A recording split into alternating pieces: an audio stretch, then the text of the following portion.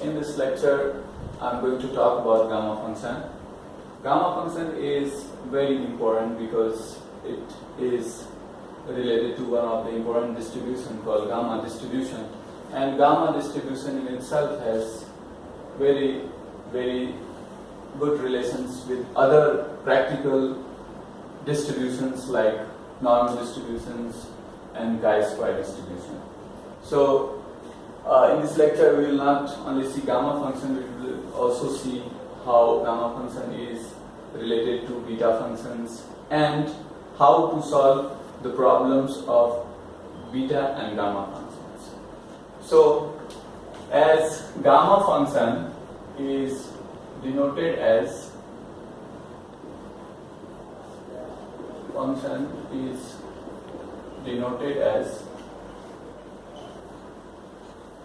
this and defined as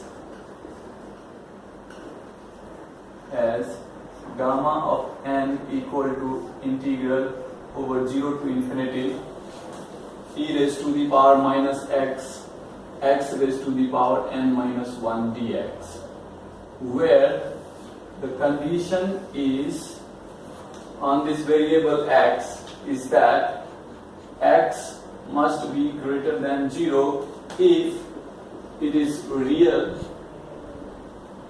number, if it is real, and or the real of part of x should be greater than 0 if x is imaginary. If x is real and x is imaginary. So now we are going to find out the value of how gamma 1 is defined, how gamma 2 is defined, and how gamma n plus 1 can be found out. So let's say here gamma 1 is equal to 0 to infinity, just put e raised to the power minus x and x raised to the power 1 minus 1 dx. This will equal to 0 to infinity e raised to the power minus x dx, which is equal to, how we will find out? This will equal to e raised to the power minus x minus from infinity to 0. Now put the value of infinity. If you will put infinity, this will become 0. So there is no need of writing minus 0 or plus 0. Now for putting next limit, lower limit, you have to give an extra minus sign. Now you have to put your value 0 here. So e raised to the power minus 0. This will equal to 0 minus 1 is equals to 1. So now you have a value gamma 1 is equals to 1. Now instead of finding gamma 2, gamma 3, now I am going to generalize the value for gamma of n plus 1. So let's see gamma of n plus 1, how to find the value of gamma of n plus 1. Now just we substitute n by n plus 1. So this will become 0 to infinity e raised to the power minus x into x raised to the power n plus 1 minus 1 dx. So this value I can write here as 0 to infinity e raised to the power minus x raised to the power n dx. Now I am going to integrate once by using by part. So apply the by parts rule, and I hope you know by parts rule. We try to integrate the easily integrable part, so exponential is very easy to integrate and leave the other part. So what we will do is x raised to the power n will come out and e raised to the power minus x will be integrated. So 0 to infinity e raised to the power minus x dx minus integration of d by dx, differentiation of x raised to the power n, and integration of 0 to infinity e raised to the power minus x dx and dx. If you solve this x raised to the power n e raised to the power minus x 0 to infinity minus integration 0 to infinity, this will become n x raised to the power n minus 1, and this will become minus of e raised to the power minus x, and this dx will come. So now if you put infinity, this e raised to the power minus x will become 0, minus if you put 0, then this x will make it 0. So this whole value vanishes this minus and this minus makes it plus, and n will come out. This value becomes 0 to infinity x raised to the power n minus 1 e raised to the power minus x dx, and this value, this whole integral is the value of gamma n. So this whole value becomes n gamma n. So now in the place of gamma of n plus 1 you can write n gamma n. So now instead of finding the value of gamma 2 gamma 3 by using integral, you can use this identity. But this identity is true only for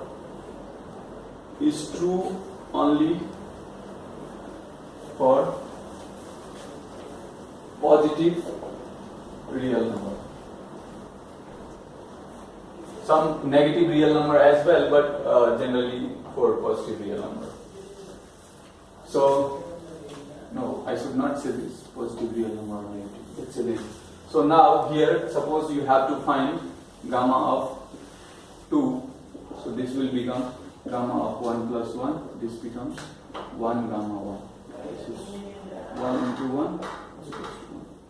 Now if we have to find gamma of 3, we'll write here 3 plus 1, 2 plus 1. So this becomes 2 gamma 2. This is equals to 2 into 1 equal to 4. Similarly, gamma of 4, 3 plus 1, 3 gamma 3 is equals to 3 into 2 is equals to 6. So now you see, gamma of 1 is equals to 1. We can write it as 1 minus 1 factorial is equals to 1. Similarly, if we write 2, gamma of 2 is equals to also 1. We can write 2 minus 1 factorial. Similarly, 3 is equals to 2 is equals to, we can write it as 3 minus 1 factorial. Similarly, 4, if we write this is equals to 6, so we can write 4 minus 1 factorial. Now, similarly, we can say that if gamma is all positive integer, then this will become n factorial. This is the condition when n belongs to a positive integer. That is integer symbol, set of integers, and plus symbols denote that this is positive integer. Now we will see some another form of gamma function.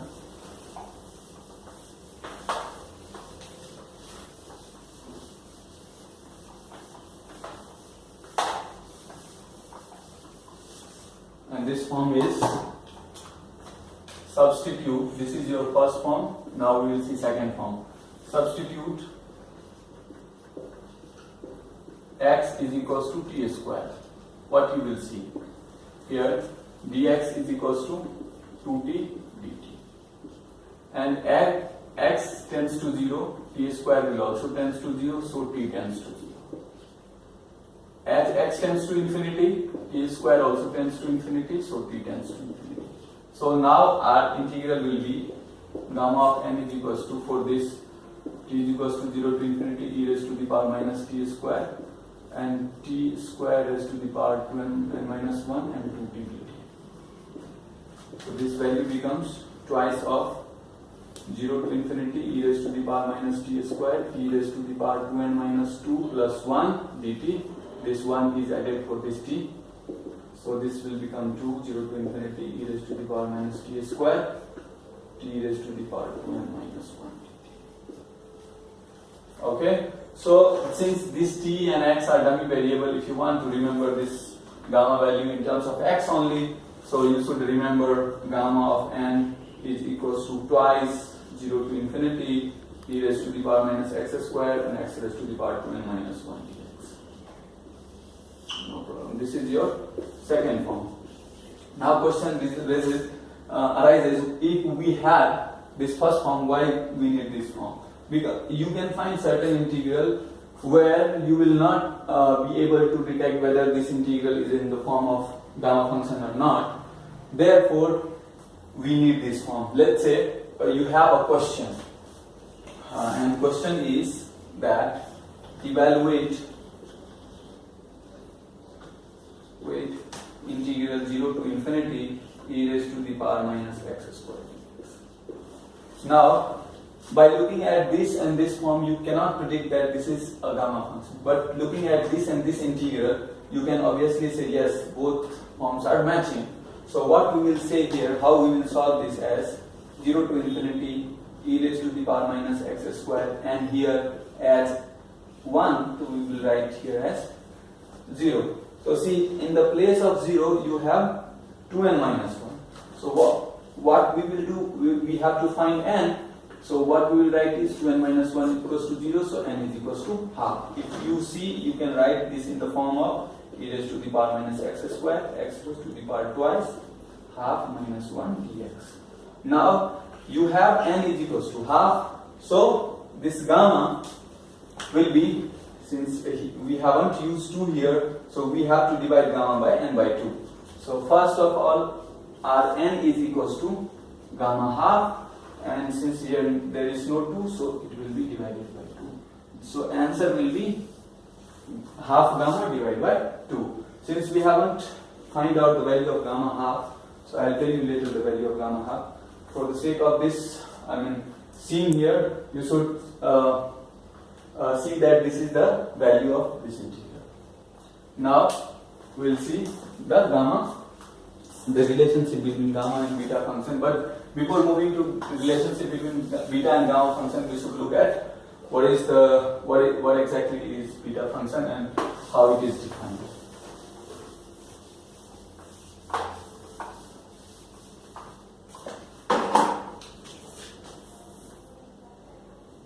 So now it's a beta function.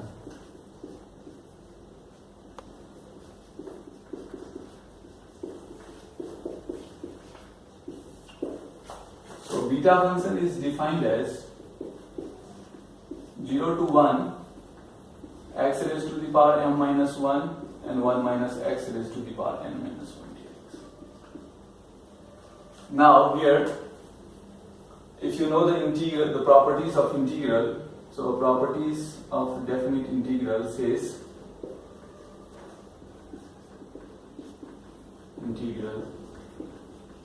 that if you have integral from 0 to a f of x dx, and this is equivalent to 0 to a f of a minus x dx. So I will apply the same property here, and then beta of m comma n will become 0 to 1 and replace all x by 1 minus x. So 1 minus x raised to the power m minus 1, and this 1 minus 1 minus x raised to the power n minus 1. So this will become 0 to 1, 1 minus x raised to the power m minus 1, and x raised to the power n minus 1 dx. So when I wrote first, you saw that x has m minus 1 if m is the first variable, and n goes to 1 minus x. Now it had changed. So if it had changed, then this can be written as beta of n comma n. So beta of m comma n or n comma n, both are same. Now see the other forms. This is the first form of beta function. Now we will see the second form of beta function.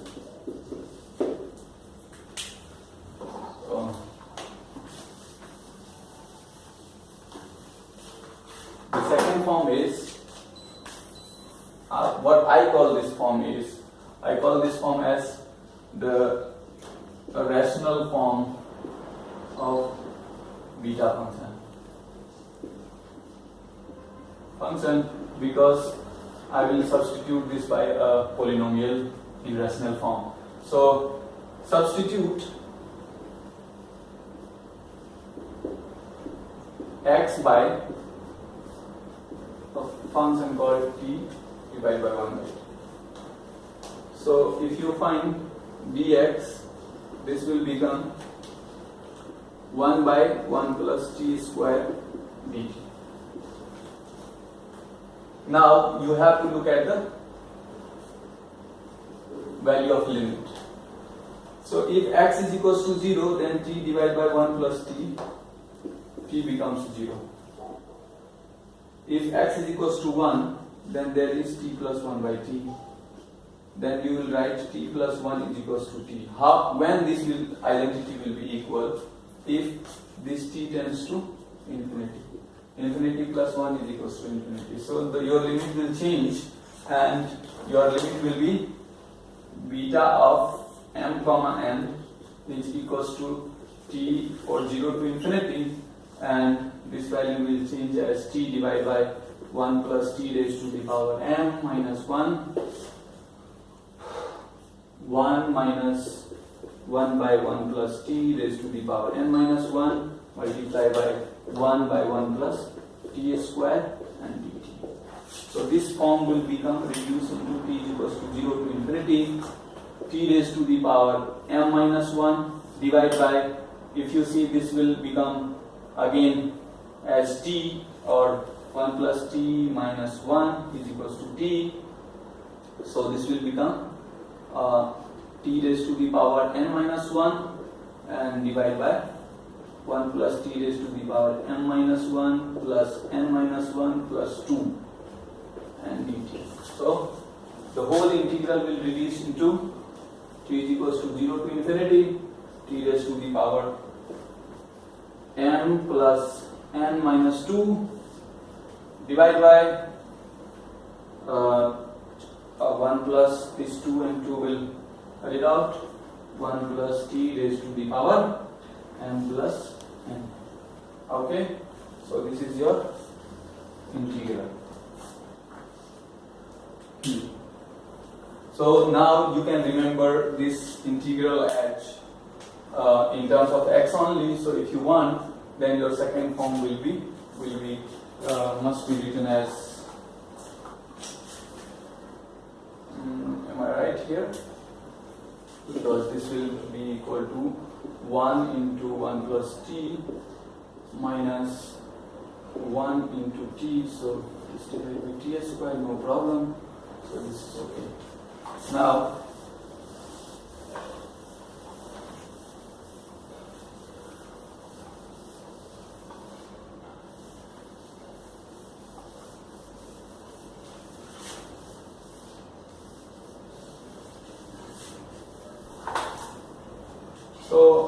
what was the last expression? Last expression was, I will repeat it even though I rubbed it. So beta of m comma n, what I substituted was 0 to infinity and x raised to the power, so t raised to the power m minus 1 and divided by 1 plus t raised to the power m minus 1. Here you have t raised to the power n minus 1 divided by 1 plus t raised to the power 1 minus x 1 minus 1 by t. So t minus t raised to the power n minus 1, and here you have 1 by 1 plus t square. So the whole integral had reduced to t raised to the power m plus n minus 2 divided by 1 plus t raised to the power m plus n into dt. If you have to remember this in terms of x, so you should remember as beta of m comma n is equals to 0 to infinity t raised to the x raised to the power m plus n minus 2 divided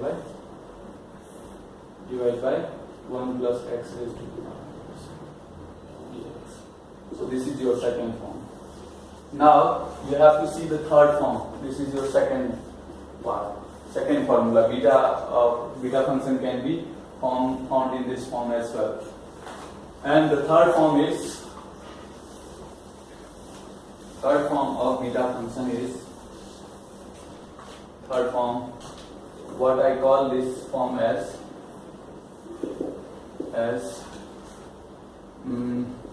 polar form. Because I have to reduce this coordinate into polar coordinate. So what I will do here is, in first form, I will replace x by sine square theta. So as x tends to 0, sine theta tends to 0, so theta tends to 0. Similarly, as x tends to 1, sine theta tends to 1 and theta tends to pi by 2. So our limit will be in this integral for theta equal to 0 to pi by 2, and this will reduce into sine square 2m minus 2 theta into cos 2n minus 2 theta 2n minus 2 theta, because 1 minus sin square is cos square, and here dx. If you see dx will be sin square theta 2 sin theta into cos theta d theta.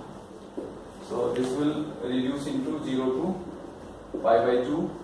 The value is sin 2n minus 1 theta, because this sign will add. Similarly, cos 2n minus 1 theta d theta, and here 2. So you have beta of m comma n is equals to this. This is your third form. So beta of m comma n has this form as well. Now suppose we have to find out the value of some let's say gamma of half, and all that. I will show you that how this formula is useful in finding the value of gamma half, but we will see it later. First we have to see, we saw the 3 forms of beta function and 2 forms of gamma function. So how gamma and beta are related to each other, that's the important for the time being. So let's see the relationship between beta and gamma.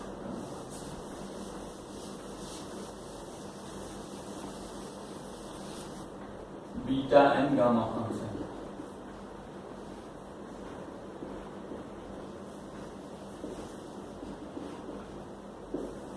And let's see, its proof is very interesting.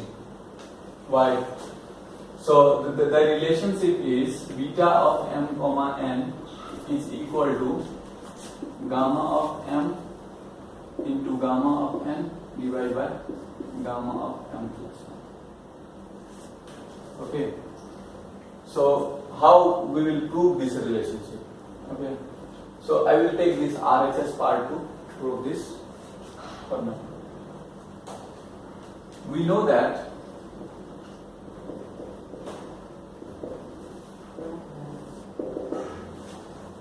gamma of m is equals to the second form.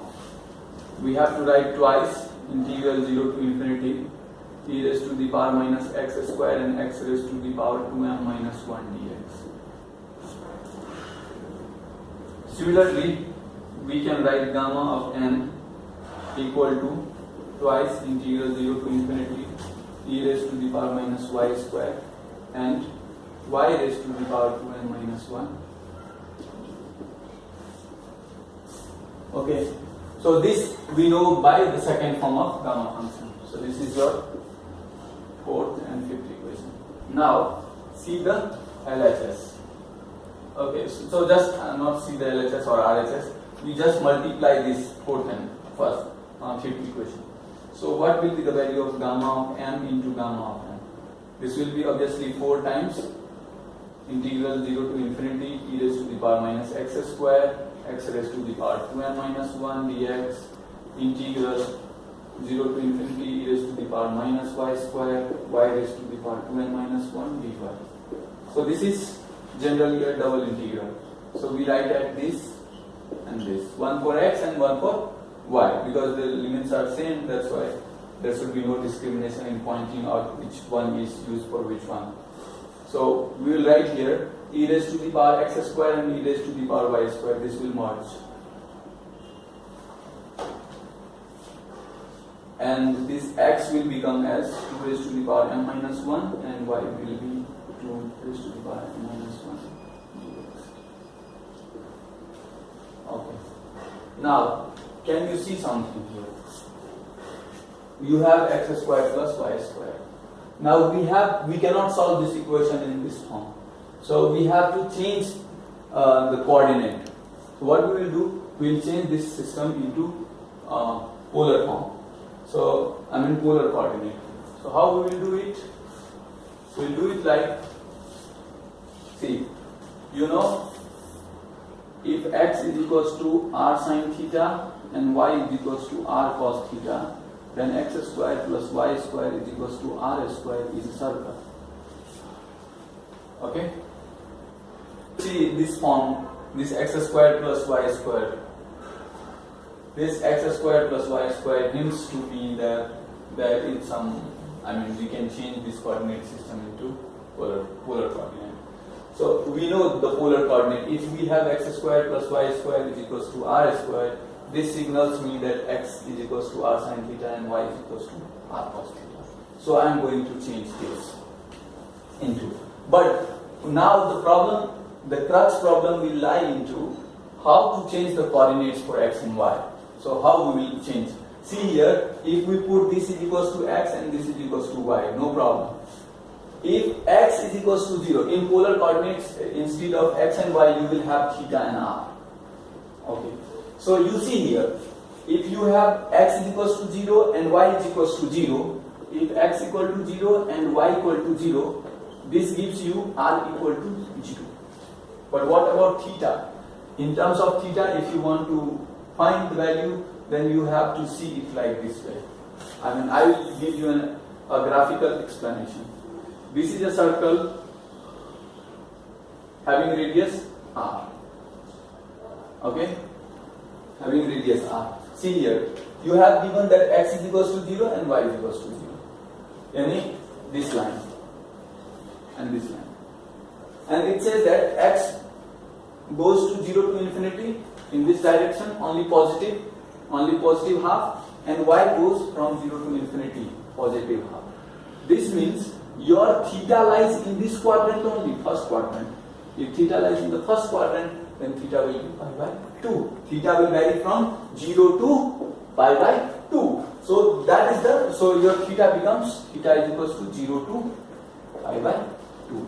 Now you will write here at 4 times r is equals to 0 to infinity, and theta is equals to 0 to pi by 2. This becomes e raised to the power minus r square. This becomes x as r sine theta raised to the power 2n minus 1.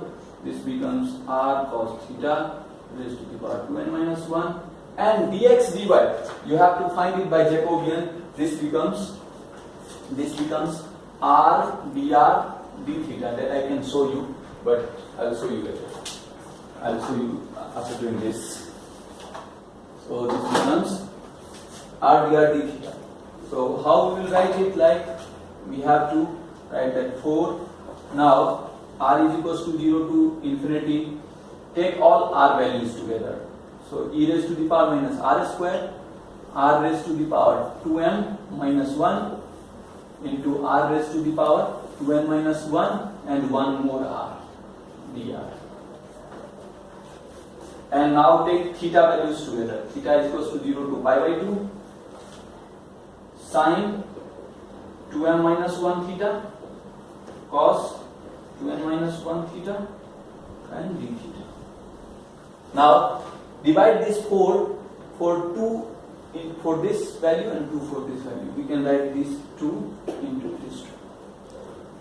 Now if you remember, if we write this, we can write this as one more step. Twice r is equals to 0 to infinity, e raised to the power minus r square, r raised to the power 2m twice of m plus n minus 1, because this 1 will cancel this 1. So twice of m plus twice of n, just 1 into dr. And this value is equals to how much? Twice of theta is equals to 0 to pi by 2 and same value. If you remember this value, the second form of gamma beta function, this was the same. This is third form of gamma function, this polar form. So we will write this as beta of m comma n. And what was this value? This value is just gamma of m and gamma into gamma of n. So now you see, you have the value gamma of m into gamma of n equal to this integral multiplied by beta of m comma n. So I will rub this value.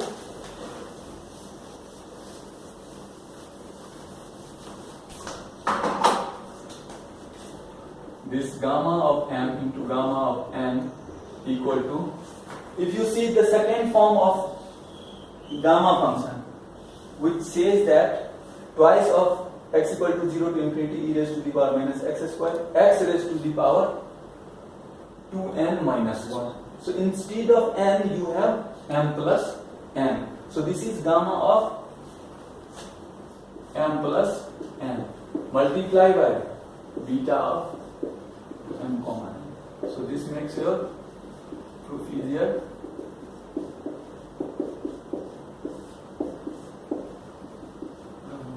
N plus 1. So this is the proof. So now suppose we have to show what is the value of, let's say, gamma of, let's say something else. Okay, so this is okay.